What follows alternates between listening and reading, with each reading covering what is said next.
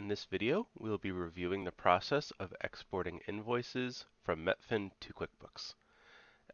For this demonstration, I'm going to be using QuickBooks Pro 2009.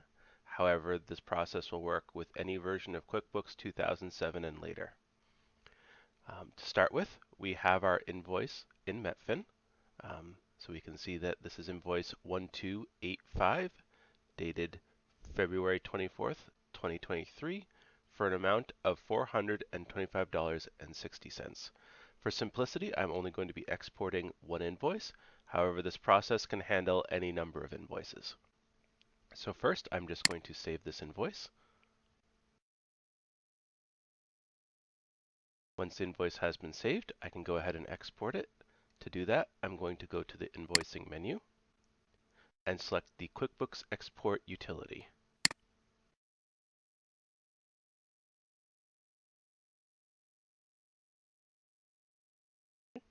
Alright, so this brings up the QuickBooks Invoice Export utility. You can see that the invoice date range defaults to today. If you have to export invoices from a larger date range, you can adjust the dates. In this case, I just want today's invoice, so that's fine. And then this will be the IIF file, which is the Intuit Interchange Format file that will be generated from this process. And you can see here that we're going to export open invoices only. If you're only using QuickBooks, this isn't a relevant option. It just prevents you from exporting invoices that have been partially paid or fully paid in MetFin. All right, so next I'm going to preview. So I can actually preview or print to generate the IIF file, but I'm just going to preview so that we can see on the screen what was generated. So this utility generates a report showing all of the invoices that were exported. And we can see here that invoice 1285 for $425.60 on February 24th, 2023 was in fact exported. All right, so at this point, the invoices.iif file has been updated. So I'm going to switch over to QuickBooks.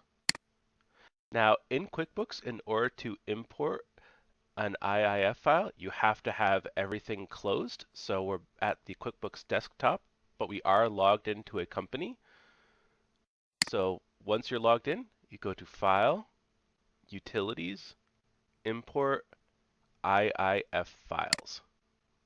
And you can see here that it's defaulting to the last folder I used. So you wouldn't typically have to reselect the folder. You might have to do that if it's the first time you're importing. But you can just select the file, and you can see this is the file that we just generated.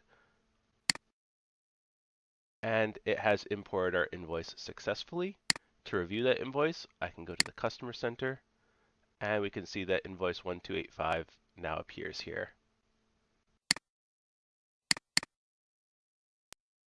Okay. And that is the process of importing invoices from MetFin into QuickBooks. Thank you.